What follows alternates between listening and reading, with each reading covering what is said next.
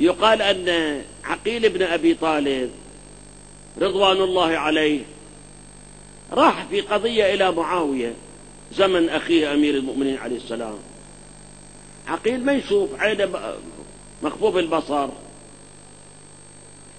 وكان معاوية جالسا ما بين عمرو بن العاص وما بين أفتكر سمرة بن جندب، واثنينهم تدري من ذوي السوابق الكذائية.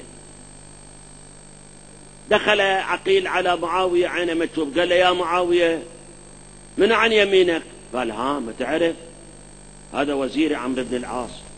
قال ها هذا الذي تنازع عليه 4 من الرجال يوم ولادته، 4 قاموا يدعوا، هذا يقول ابني وذاك يقول ابني. اي ومن على عمرو بن العاص صار عصبي وعاتب معاوية. قال ومن على يسارك؟ قال زمرة بن جندب. قال ها هذا الذي أمه كذا وكذا. اي نعم، هذول الاثنين عمرو بن العاص وزمرة بن جندب هاجموا معاوية، قالوا احنا ضيوفك، انت تهتكنا، تهتك آبائنا أمهاتنا قدام عقيل أخو علي بن أبي طالب. قال سيعجبكم يحكي بي أنا؟ يعجبكم؟ قال له وما تقول في أنا يا عقيل؟ قال هاي يعجبك إلك مقول؟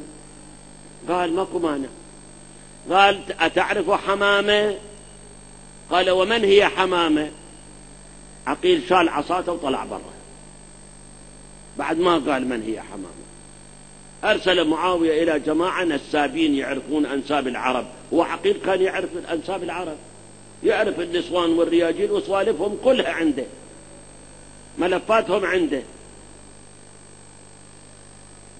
رد على جماعة من النسابين قال ومن هي؟ قالوا ما تعرفها؟ هاي جدتك حبوبتك. اي أدري ايش فيها. قالوا هذه كانت من ذوات الأعلام، عندها راية على باب حوشها يجوها الرجال كذا. قال إذن، قال لصاحبي، قال إذن أنا نصيبي حصتي طلع أكثر من حصتكم. على كل هؤلاء الذين أمهاتهم هكذا أمهات الأولاد شي يطلعون. ايش تتوقع يا أخواني؟ الذين حاربوا عليا وعادوه يعني أولادهم أمهاتهم نجيبات.